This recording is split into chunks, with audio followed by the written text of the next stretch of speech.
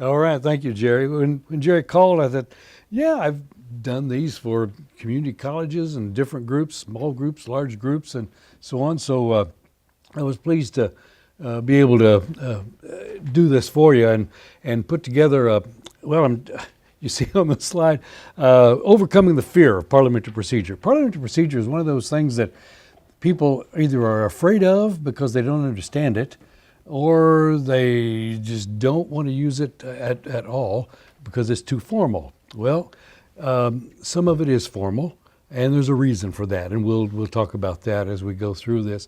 But I've also subtitled this, How to Get Done What We Want to Do. So what are the motions that we need to use and how to use them properly in order to do what we want to get done. So we'll talk about those things today, and we'll also look at some myths about parliamentary procedure, about Robert's Rules of Order, and help to explain some of those and get the true story on some of these things. Well, I heard. Well, okay. So we'll look at some of that. So first of all, Robert's Rules of Order. Who was Robert, and why does he get to make all the rules? You know. Well, General Henry Robert, back in the 1800s, he died in 1932, but he was a general in the Union Army, and then various postings. He would attend various events and various gatherings, community gatherings, local government gatherings, church meetings, and so on. And what he found out was that there were a few things that were similar, but by and large, things weren't run the same from town to town or state to state. So he began to write down some of these things, and he published his first pocket manual, Rules of Order, in 1876. We are now in the 12th edition of his Rules of Order.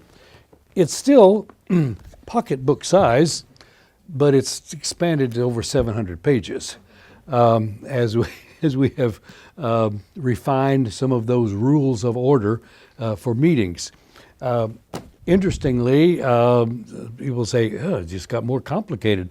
In the 11th edition, or the 12th edition rather, they actually made some things a little easier for us. And in the 11th and 12th editions, they came up with some relaxed rules for smaller groups. So we'll talk about those today as well.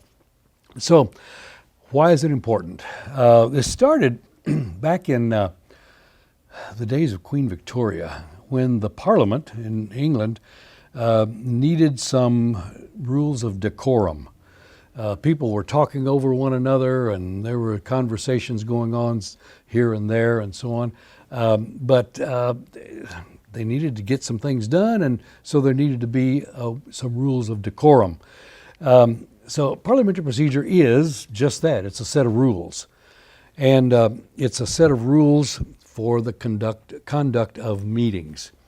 And so why do we need rules for conduct of meetings? Well, first of all, as I said, in England, they needed to maintain decorum. Well, we do too, so that we can all be on the same page and to avoid chaos, so that there aren't all of those side discussions going on and the competing forces coming together in the middle.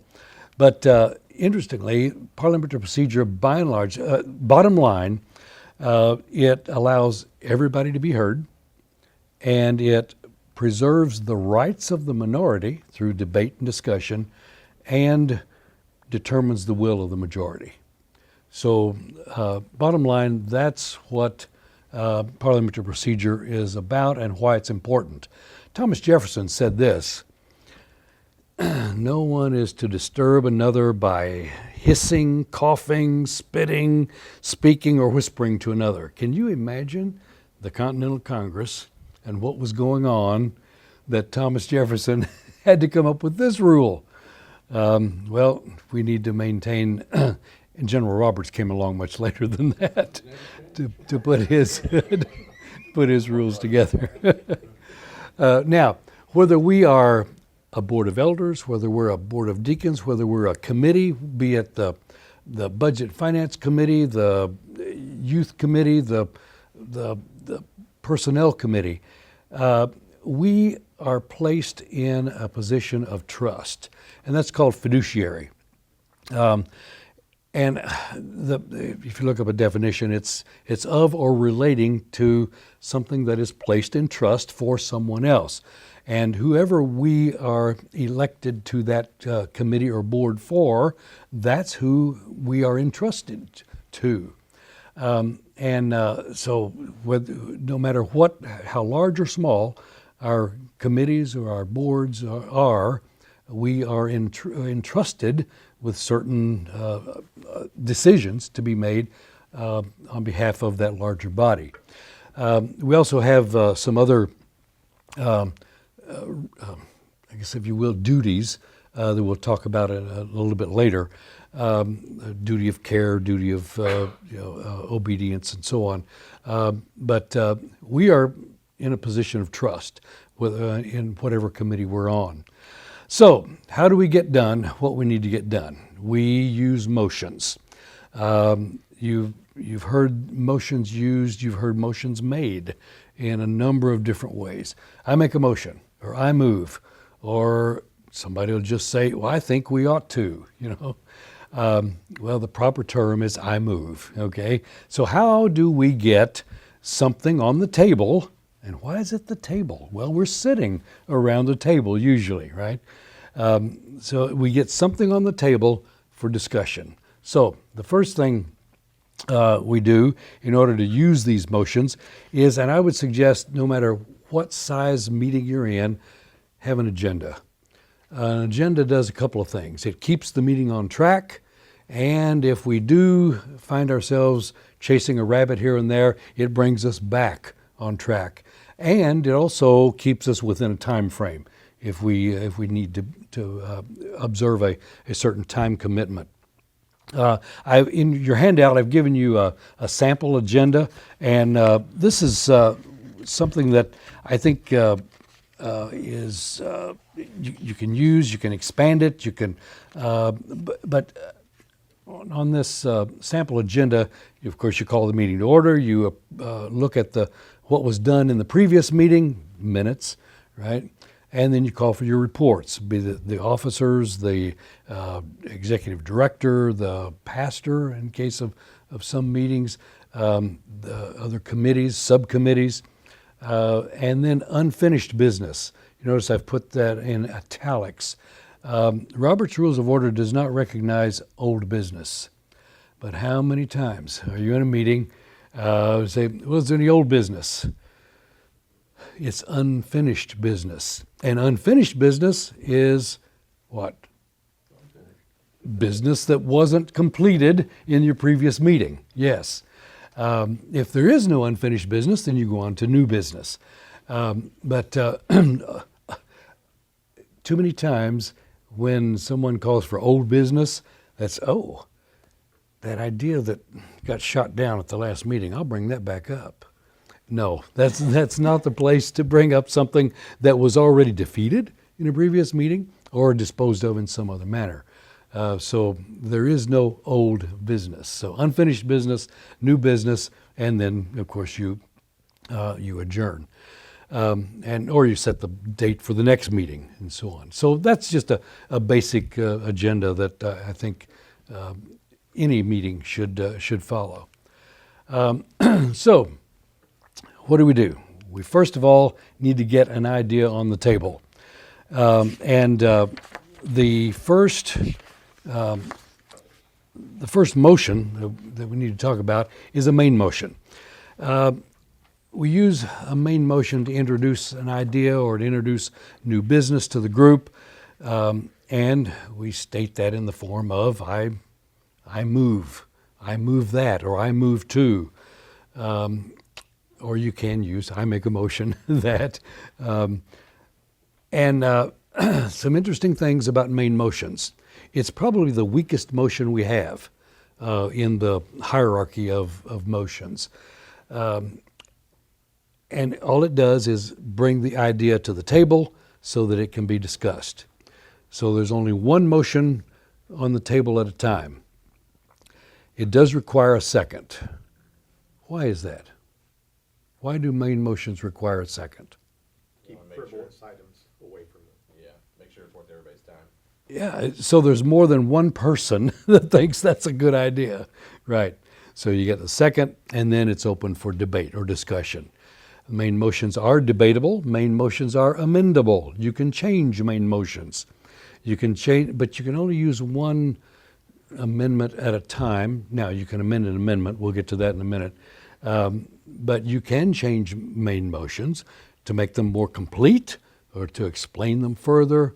We'll talk about amendments that are not legal in a minute, too. You can talk about the main motion, and then you vote on it. Majority vote. Most motions require only majority vote rather than 2/3. Except in our Constitution, because we defined all votes have to be 2/3. Okay. So that might be something we look at in the future, but Okay. as for right now, that's how Okay. it applies to us. Glad you mentioned Constitution, because your bylaws take precedent. Okay. You say, ooh, but are we in compliance with such and such? Check your bylaws. You know. Yeah. An attorney friend of mine one time said, you need to make sure that your actions mirror your bylaws and your bylaws reflect your actions. Okay, what if they're not? Well, he said, many times it's easier to change the bylaws than it is the action. You know, but one or the other to bring everything into compliance. So, main motions, debatable, amendable. Now, here are some motions that are not legal. Any motion that brings up a motion that's already failed. Okay, you voted it down. The group said no. You can't bring it up again at that meeting. That the chair should rule that out of order. Okay. Items that are outside the power of the group. If you're, if you're the hospitality committee, and somebody makes a motion to, borrow $10,000 in order to redo the kitchen. Maybe that's the Budget and Finance Committee's bailiwick, not the Hospitality Committee. Okay, so those motions are outside the power of the group. Or negative motions. You don't vote not to do something. Okay, yeah, you just don't do it. And the person who made the motion can't speak against it. Why would you? Okay, if you made the motion and during the discussion some ideas are brought up that you think, maybe that wasn't such a good idea, don't speak against it, just don't speak. You can voice your vote when it's time to vote. Can I ask you a question? Yes. If a committee makes a recommendation, can a committee member speak against the recommendation that they're serving? They can. Okay. Yep. And then main motions can't interrupt someone else while they're speaking. So that's just one of those rules of decorum. All right. Okay. So that's the first motion. Get the idea on the table so that you can take action. Now, what if we need to change a main motion? That's fine. You use an amendment, and you amendments must be germane to the main motion. You can't make an amendment that totally changes what that motion was about. Now, you can substitute language in an amendment that substitutes language of the main motion that might effectively change the direction of that motion. That's okay, because it's still germane to what the main topic was.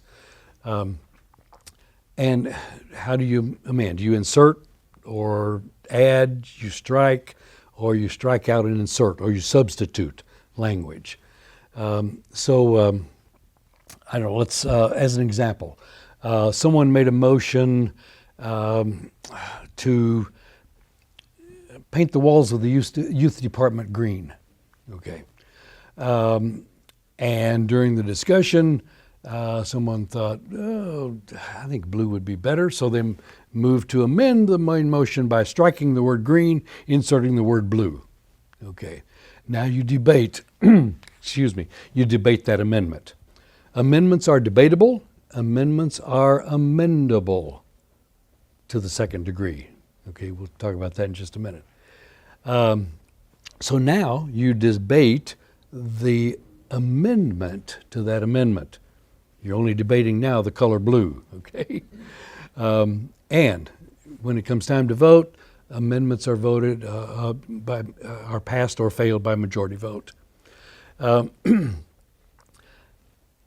and I forgot to, main motions and amendments can be reconsidered, by the way. So the maker of the motion can reconsider, they can move to reconsider their motion, so it in essence, they withdraw that motion. So it's null and void, okay?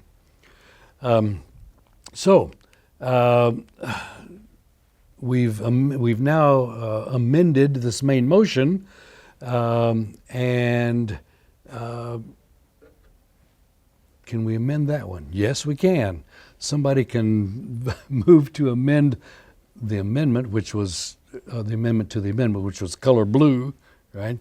Move to amend the amendment by striking the color blue and inserting the color red. Okay. Now we're debating the color red. Okay.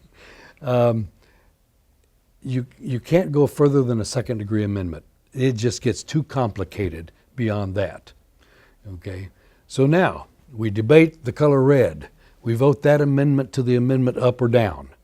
If it fails, then we go back to the amendment and discuss it, which was the color blue. Okay, thank you. So we discuss that, vote it up or down. If it passes, we now go back and debate the main motion as amended. The motion was to paint the youth department walls blue. Okay, so and then you vote it up or down. Now, you've had a main motion and an amendment to the amendment.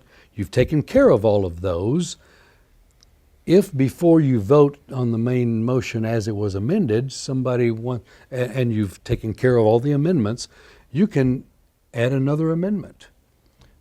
Okay, you can only have one amendment at a time that's on the floor for discussion, but you can have another amendment now because you now have a main motion to paint the walls of the youth department blue. I move to amend the motion by adding, and the youth director and 2 members of the youth department see that it's done. Okay, so you've now added some additional detail to that motion to get something done. And then you vote that up or down. And then once that's taken care of, then you move on. So, questions about main motions or amendments? Okay, those are the 2 motions that are used most often. Now, sometimes we see we've got a rather lengthy agenda, and so a motion is on the table, and we think, oh, before time runs out, we do need to get to something else. Why don't we refer this to a committee or a subcommittee? So there is a motion that is used to send that question or that motion to a smaller group so that they can flesh it out and then bring back information to the group at a later time. It does require a second, because maybe people want to continue debating this motion. So you need to at least have 2 people that are in favor of it. So you get the motion to refer it to a committee made up of XYZ and appointed by the pastor. Okay, it's amendable, it's debatable, majority vote, and you can refer to committees in two ways, either to a standing committee or to a special committee. And the motion I just made, a committee appointed by the pastor, that would be a special committee. Or you can refer to one of your existing standing committees. And you also can specify when that committee is to report back. Okay, so that can sometimes be a useful tool when you have a lot of detail that needs to be worked out. Okay. This motion is probably one that is misused more than any other, and it's to lay on the table. Now, the true purpose to lay on the table is to defer action on a motion until later in the meeting or a later meeting. And it can be brought back through a motion to take from the table. Many times what people use this motion for is to kill a motion. We'll talk about the proper motion to use to do that in just a minute. So discussion goes on and on and on. People really want to move on to something else. This really isn't that important. I move to lay on, or you hear somebody say table. I move to table. And this is a pretty powerful motion because you can't amend it. You can't debate it. You just vote on it. So once the motion to lay on the table is made and seconded, you vote. Okay, do you lay it on the table or not? If you do vote to lay it on the table, it sets that motion aside so you can move on to other things. Given that it's not amendable, that would mean you can't have a secondary motion to it, right? And therefore, in this particular case, you could not call for a ballot vote, correct? You can there are a number of ways of voting. Right. Yeah, you could vote. You could a motion to call a motion to divide the House or division of the assembly. Sorry, a motion to divide the assembly, and that would be a ballot vote. Yeah, and you could use that as a point of order. Yeah, I know the moderator can choose because, like, if it's difficult to tell how many, then you could do that. But I mean, like, a person couldn't make a motion before we vote on it to say, well, I want to do this by ballot, right? Because then that has to be seconded and voted on, and you couldn't do that. Exactly. Okay. Yep, you're correct. Okay. Right. Yep. I would think that this would be more for if you were in the middle of a discussion that was becoming very heated or very, enthusiastic, and it wasn't getting anywhere, that to give people a chance to reflect on it and think about that. We would table this until the next meeting, give everybody a chance to cool down, and then come back to it, bring it back from the table. You could. Yeah, exactly. That's Yeah. interesting, though, because that's how I always saw it, too. Or in a circumstance where if a meeting is going too long and you just feel like we need to do this another time. But I didn't realize, it sounds like, though, that if you do that, it was perfectly fine, but you don't just automatically discuss it at the next meeting. No. Somebody has No. to Has to take be it brought back back off from the the table. table. Yep. Yes, you have to use that motion to take it from the table. Correct. Yep. Okay. 'Cause it's just basically, once it goes on in tabled, Right. it's in limbo Right. until it's brought back. Right. Correct. Now, another motion that's similar to this is a motion to postpone indefinitely. And the purpose of this is really to kill a motion. And because, it does require a second, you can't amend it. It is debatable. Do you want to postpone it indefinitely or not? But when does it ever come back? When is indefinitely? That's the purpose of the term indefinitely. So if something, if the purpose is really to kill a motion, that's the motion to use. And again, it's a majority vote, and if the group decides, a majority decides to vote that motion down, then you continue debating the motion that was on the floor. So Okay. if someone chooses to make this motion is voted up, then does that basically mean it cannot be reproposed at any future meeting? You didn't finish any action on that motion, Okay. so it was not disposed of, Okay. so it could. Okay. Limbo.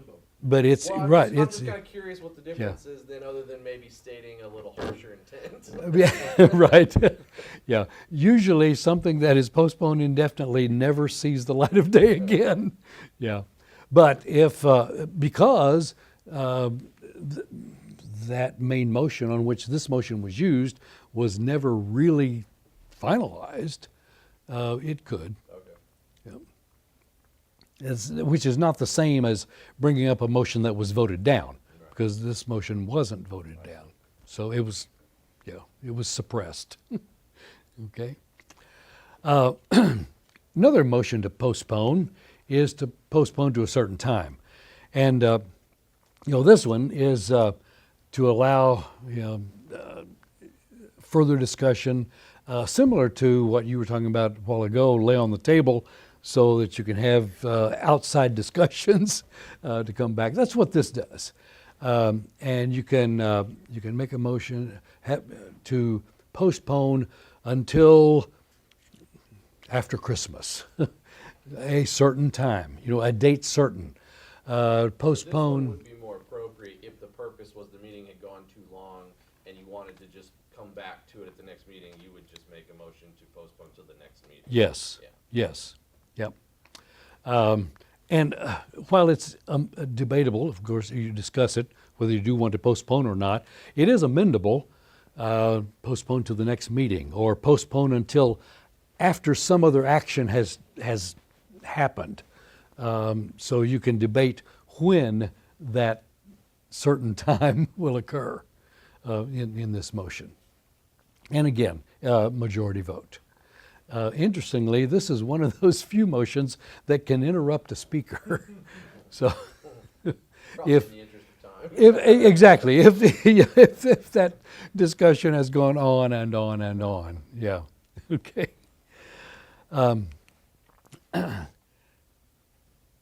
Motion to rescind. I said earlier that main motions and amendments can be reconsidered. That's by the maker of that motion. Here's a motion that anyone in the meeting can use, and that's to rescind a previous action that was taken. Does require a second. It is debatable. And it requires a 2/3 majority vote because now the reason 2/3 majority vote is required for certain motions is that those types of actions seem to infringe upon the rights of the people in the meeting. And if you're voting to rescind something, to undo an action, you're voting to undo what people already said to do. Hence the larger vote that's required. Why is it amendable? What can you amend on a rescission? Mr. Chairman, I move to rescind the motion to paint the walls in the youth department. Okay. Well, that motion had some other parts to it. Okay. You could rescind. Trying to think if you can rescind part of a motion. No.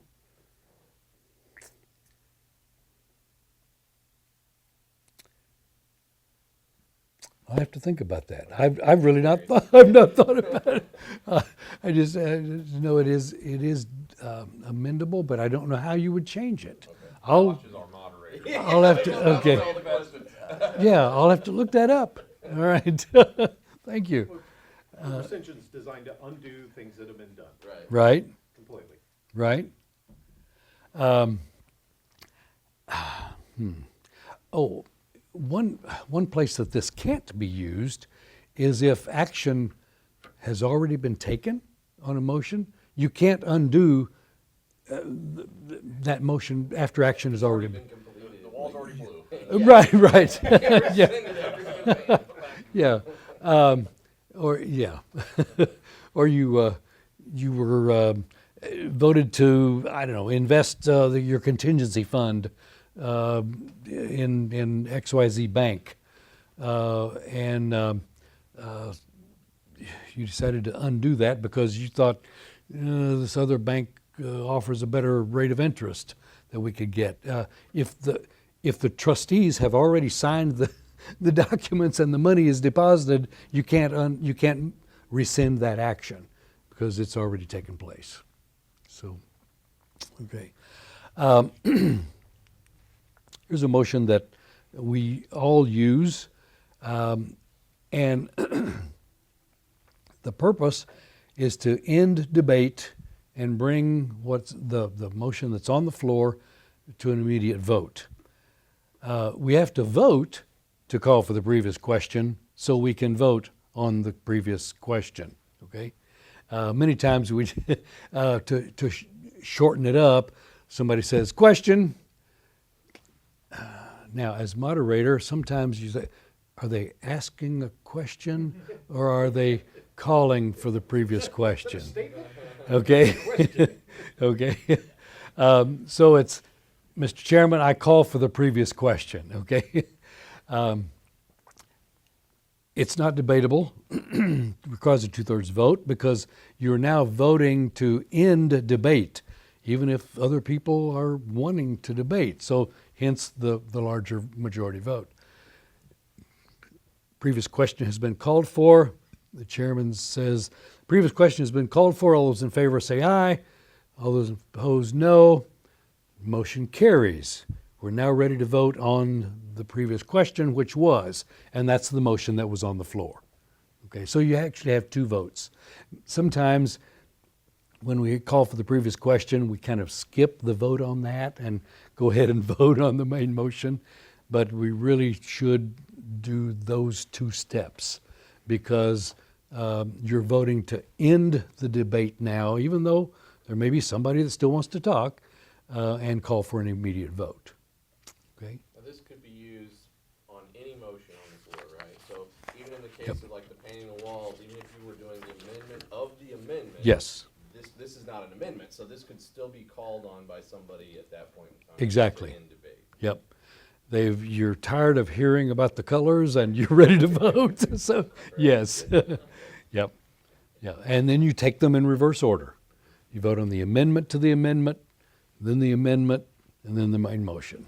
Yes. In my Okay. first pastorate and my first business meeting, I had a lady say, question, and I said, okay. Yeah. She said, question. I Yeah. said, okay, Cheddar Jane, what's the question? I vote. Yeah. Right. Right. That's Now for, I understand. forever. It's been that's been used that way. Right. And then when all of the business coming before the group has been taken care of, then there's a motion to adjourn. Well, the purpose is to end the meeting, right?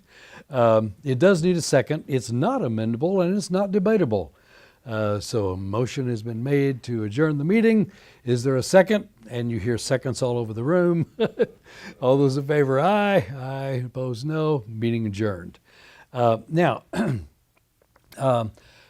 you can either adjourn the meeting by motion, or if it's obvious that there's no other business to be discussed, the presiding officer can, by statement, adjourn the meeting. That's one of those. Seeing no other business. Right. Yeah, but it needs to be obvious that there's no other business. Yeah. And so the moderator or the chairman should ask, is there any other business to come before the group? And if not, then seeing none, stand adjourned. Yep. But sometimes if there's one person that hasn't entered into the discussion all meeting long and you want participation from everybody, this might be a chance for them to say something. I move to adjourn. It gives them a chance to do something. I was on my local township board for 8 years, and this one guy always sat at the end of the table. The one motion he made every meeting was the motion to adjourn. You didn't hear discussion from him through the meeting, but he was always ready to make that motion to adjourn. So let me say a word about voting. 4 common methods of voting: voice vote, yay or nay, or yes or no, yay or no, aye or no, whatever terms you want to use. We sometimes, all those in favor say amen, okay? All those in favor say aye. And it's not aye or nay, it's aye or no, okay? Or a rising vote, either by standing or a show of hands. And if you're not sure, if you're in a large group and there are some people who really vote loudly in a voice vote, you may want a show of hands or standing. Or if the vote is too close, then the moderator or the chair of the meeting can just announce that. The vote was too close to call. Would all those in favor vote by standing?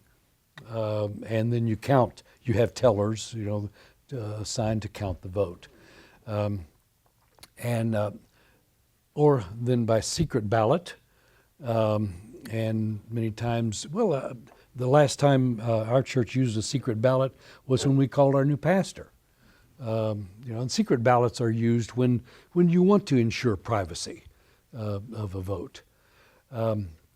And sometimes a roll call can be used.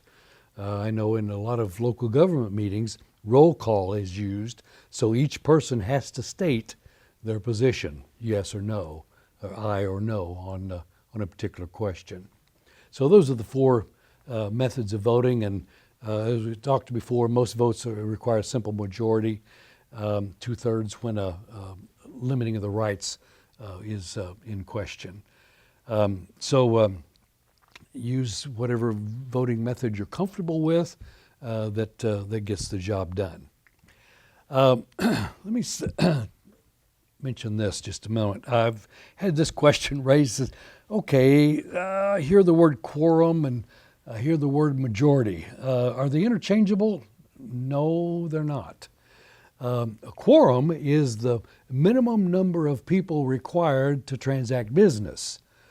And if your bylaws do not state what a quorum is, excuse me, the Illinois Not-for-Profit Corporation Act will tell you that it's those members present who can legally vote on the question. Roberts would say it's half the members of the organization. Now, in certain associations where it's sometimes difficult to determine, when you have half the members, usually your bylaws will state some number that is the quorum.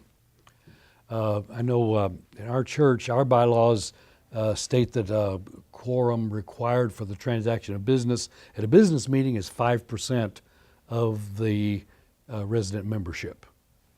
So it's been other numbers over the years, but it's currently that number.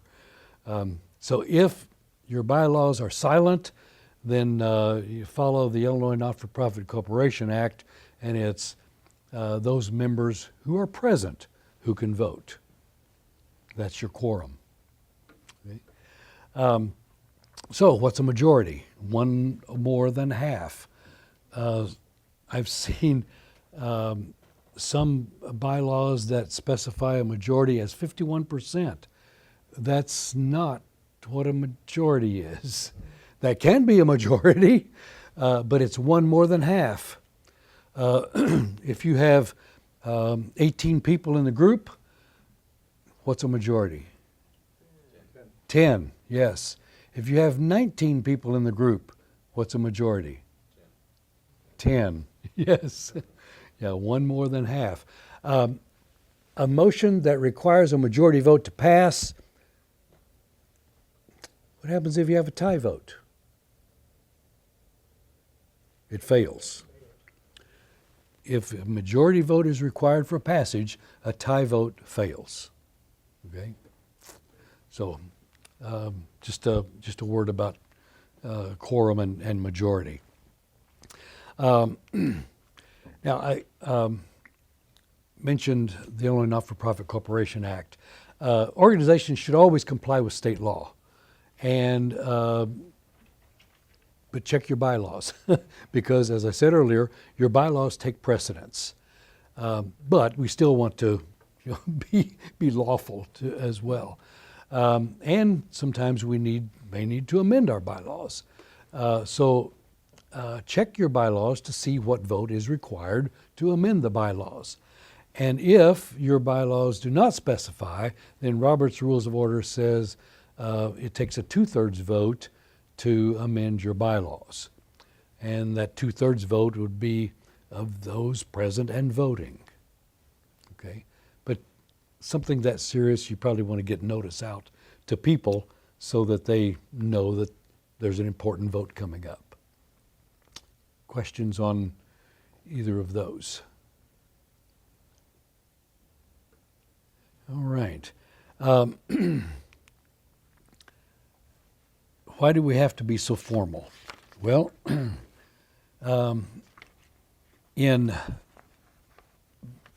version 11 of Robert's Rules of Order and continuing in version 12, Roberts made some relaxed rules. And again, this is on your handout. Some of those things, well, like, do we have to limit debate? No. In fact, the relaxed rules say that's not even allowed. You don't even allow a motion to limit debate.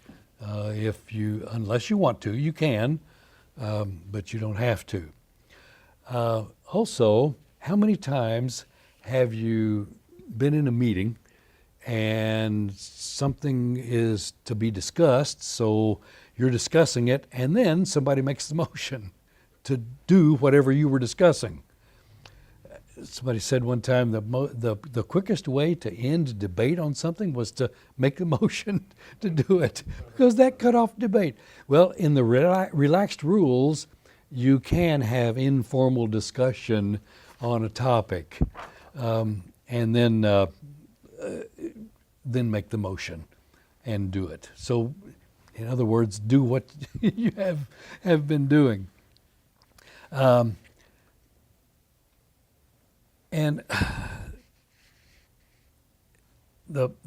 if you're following the bullets, the third bullet, on routine and unimportant matters for which there's no apparent opposition, the chair can take action by unanimous consent rather than a formal vote. Unless anyone is opposed, I would rule that by unanimous consent, the action is taken. The motion is passed. You can do that. I know on at the State Baptist Convention, there's always a motion that I have for the president to use if he needs it. That's to extend the time for debate. And the way that I've written that motion is that he says, we're approaching the time for a fixed order of business, and unless there is anyone in opposition, I would, by unanimous consent, ask that we extend the time for another 10 minutes. And nobody objects, so you extend the time. When it's obvious that there's no apparent opposition. The chair need not rise when putting a question to a vote. Okay, I don't know how many meetings I've been in when the chairman had to stand up to announce a vote. No, so that's part of the relaxed rules. It's official now. You can stay sitting. Okay, members are are not required to obtain recognition before making a motion. Now, formally, in Robert's Rules of Order, you have to raise your hand or you have to stand to gain, then the chair recognizes you, and then you make your motion. In the relaxed rules, you don't have to go through that formal procedure. You can make motions while you're seated. Motions need not be seconded. Wow. But it's still a good idea to get a second, all right? Otherwise, you've got that one person, you all know who they are, okay, that has that one issue that they keep harping on, and they're the only person that wants that issue. It's a good idea to get a second so that you have at least two people who want to see the issue discussed, okay? In Robert's Rules, you are limited in how many times you can speak to a motion. And the chair or the moderator usually should ask for those speaking in opposition and those speaking for, and alternate back and forth. The relaxed rules says there's no limit to the number of times that you can speak to your motion. Let me stop right here and say, always speak to the question or to the motion and not to the person. Okay, you're speaking to the issue and not to the person. Sometimes personalities get involved, and people start talking back and forth when they should be speaking to the issue, and it always goes to the chair. So the chair maintains the flow of the discussion. Okay. Again, the next bullet point says informal discussion is permitted while no motion is pending. And then you make the motion to take the action. You can handle motions by common consent if it's apparent, again, that there's no opposition or objection. You can declare some action being approved. And votes on motions in Robert's Rules, they would like to see a standing vote so that the votes can be counted. But the relaxed rules say that you can take a show of hands or a voice vote, all right? And can the chairman or the moderator speak to the question? Well, they can. Now, to maintain really an air of impartiality, the chairman should refrain from speaking for or against the motion unless it's apparent that your vote's going to be required to break a tie or to create a tie. Okay. But yes, the chairman or the moderator can speak to the question. But again, I always encourage moderators to, in the essence of impartiality, to refrain and just direct the traffic, if you will. Okay. So hang on to those relaxed rules. I think they can come in handy when we have questions on can we do this or can we not, or why do we have to be so formal? Let's take a look at some myths about parliamentary procedure and try to understand why they came about and okay, what about it? Well, and by the way, these came from a book. Let me pause and tell you that there are three reference pieces, three reference books that I use, and I would encourage, if you're going to be chairing meetings, that you at least become familiar with some of them. Robert's Rules of Order, and this is the 12th edition. I said earlier, it's still pocket size, right? But it's 700 pages long now. And that's the official document. And nearly every organization that I'm familiar with that has in its bylaws its parliamentary authority has Robert's Rules of Order newly revised, or the most recent edition of Robert's Rules of Order as its parliamentary authority. Each time Robert's Rules of Order has a new edition, and they put one out about every 10 years. They also come out with a Robert's Rules of Order in brief. Now, instead of 700 pages long, this one's only 200 pages long, and it covers the highlights of what was in Robert's Rules. And yes, there's also Robert's Rules for Dummies. Okay, and sometimes that can be helpful because if you're familiar with the Dummies books, it gives you a question and answer type format. So those are the three documents that I think are important. And these myths are listed in the Robert's Rules for Dummies. So the first one, well, Robert's Rules is just a guide, right? We don't have to follow it. If your bylaws specify a parliamentary authority as Robert's Rules of Order, then the rules are binding on your group, okay? So, yes. Now, insofar as that they don't conflict with your bylaws, okay? All right, only one motion can be on the floor at a time. Okay, we talked about motions a while ago, motions and amendments and referring and postponing. Only one question can be considered at a time. That's not the same as only one motion on the floor at a time. In the example we used earlier, we had 3 motions on the floor at the same time. A main motion, an amendment to the amendment. Okay, so but only one question is discussed at a time. Okay? Which is a main motion, right? Yes. One main motion. Yes. Yes. The presiding officer can only vote to break a tie. Sometimes this has been stated that the chair must vote to break a tie. Well, not necessarily so. Robert's Rule says that the presiding officer, if you are a member, votes with the other members when a vote is by ballot. Okay? So when ballots are passed out, yes, everybody gets to vote. All right? For other forms of voting, the duty of the chair is to, as I said earlier, maintain an appearance of impartiality. And so you usually don't vote except when your vote will affect the result.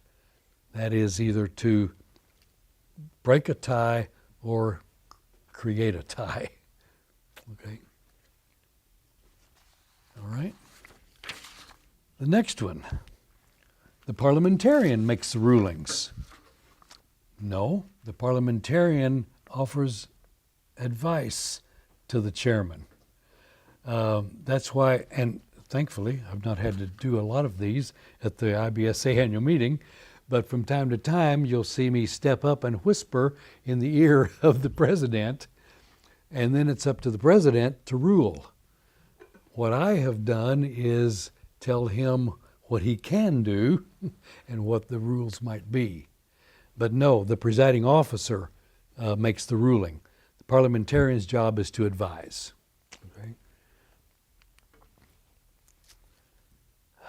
A motion not seconded is void. Well, if discussion, if it's such a hot topic that a motion is made and people start discussing it, it is almost with the assumption that it has been seconded because other people are in favor of it. So no, it's not void if it has not received a second because debate has already occurred. Now, somebody could rise to a point of order and say you didn't receive a second. In that case, the chair would say, point well taken, is there a second? Get the second and continue with the discussion. Okay? Well, what if I abstain? That counts as a yes vote or a no vote? Well, no. How do you count abstentions? You don't. Abstentions are not votes. There are instances of members choosing not to vote.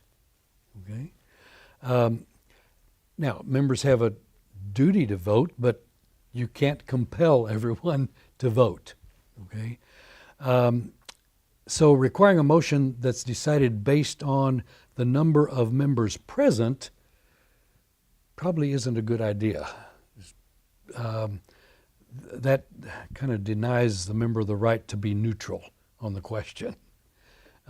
So it's usually a majority vote of those members voting, not of those members present. Okay? So, another myth. You must ask for unfinished business. That's, now what did we say earlier? Unfinished business was business that wasn't concluded from the previous meeting and was brought over from the previous meeting. If it's obvious there was no business brought that wasn't concluded in the previous meeting, then there's no need to ask for unfinished business. So you can kind of skip that that step. And this kind of gets away from that idea of the unfinished versus old business. You know, bring up something that was never off the table to begin with. Oh gosh, how many times have you been in a meeting, usually a large meeting, and nominations are offered for board positions or officer positions, and the presiding officer asks 3 times, "Are there any further nominations? Are there any further nominations? Are there any further nominations?" Boy, it kind of gets awkward. That goes back to the days before we had public address systems. If you were in a large meeting hall and the presiding officer was asking for a slate of nominations, the nominating committee presented their slate. Then the presiding officer would turn to this side of the hall. "Are there any further nominations?" Because they're not hearing them over here. "Are there any further nominations?" You know, I'm thinking of, I don't know, Cadillac Palace Theater in Chicago, okay? Whatever, you know. Are there any further, where they had to turn to the various parts of the assembly hall to ask so that everyone could be heard. No, you don't have to ask for nominations 3 times. No. That's kind of, it's one of those myths. Question, Milton. Okay, you know, yeah. When it's determined that there are no further nominations, the chair simply declares nominations closed, and you vote on the slate that was nominated. Okay. This is one that's kind of odd, but sometimes it comes up. Well, but what happens? You had a couple of 3 people running, and the winner decided not to serve, so, well, the second highest vote getter serves, right? No, that person wasn't elected. If the winner declined to serve, you have to have a new election. Now, it might be that the second place vote getter is the winner of that new election, but no. You have to have a new election to fill that vacancy. Okay. This is one that I find kind of odd, but it's addressed in Roberts. Officers must be members. Let me read what it says. If your organization follows this policy, it's not because of anything in Roberts' rules. The only way you can properly put a limitation on who to elect is to establish that qualification in the bylaws. Now, every organization that I'm familiar with has that in their bylaws. Okay, in order to be an officer, you must be a member, right? But Roberts recognizes complete autonomy of a membership body to select anyone it wants to serve as an officer. And I find that was, boy, why would you not want, why would you elect someone as an officer that was not a member of your organization, you know? But If it's not specified in your bylaws, Roberts says you can have anyone. Ex officio members can't vote. Well, read your bylaws. You can have ex officio members with vote, ex officio members without vote. Ex officio simply means by virtue of their office. Okay, they are a member, and yes, they can vote, unless the bylaws specify they're ex officio members of the board without vote. Okay, and I know on the IBSA board, the officers of the association, the IBSA president, vice president, recording secretary, assistant recording secretary, are ex officio members of the board without vote. They are ex officio member, I'm sorry, with vote, sorry. They are ex officio members of the board with vote.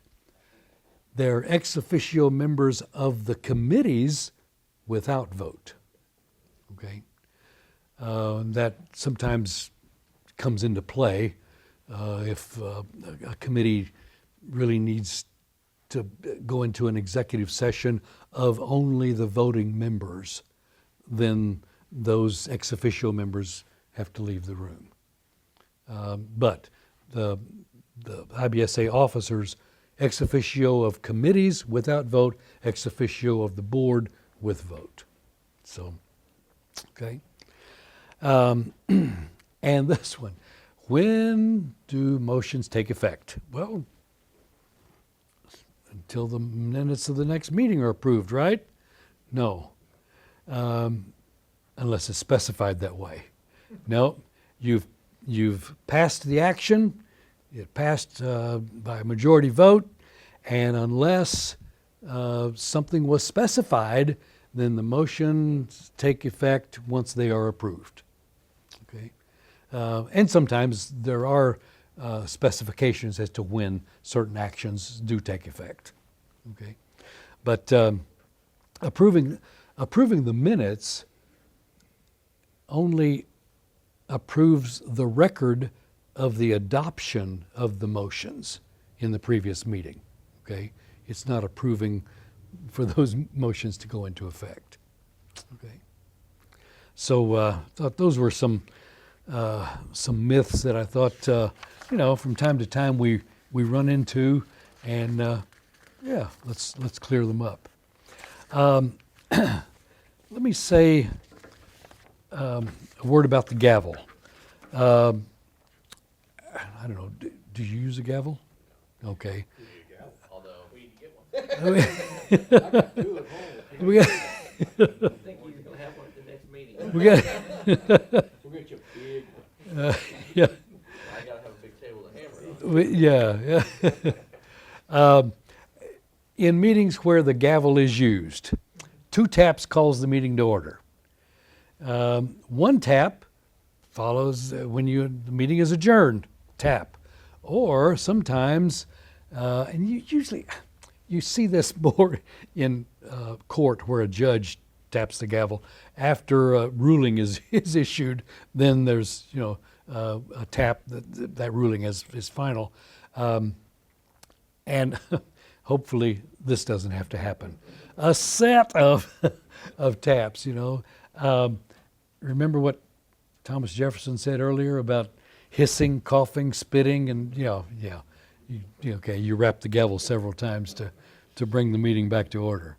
Okay, and a lot of times, informal groups, small meetings, we don't use the gavel, but sometimes it can be an important piece of hardware to use in some of our meetings. So. With that, I mentioned the reference books that I always use and refer to, and I've got Post-its all the way through my Robert's Rules of Order on things that I have to refer to quickly or want to know right where they are, and I've done it enough now that I usually know about which section of Robert's I can find the answer